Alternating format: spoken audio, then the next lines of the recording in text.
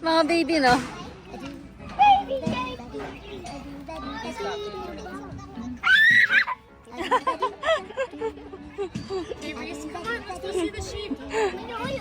Ay, naku, Kurt.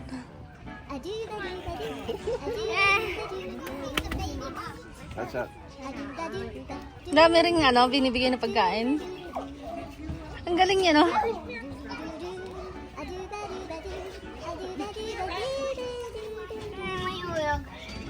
Kurt, baka dilaan ka.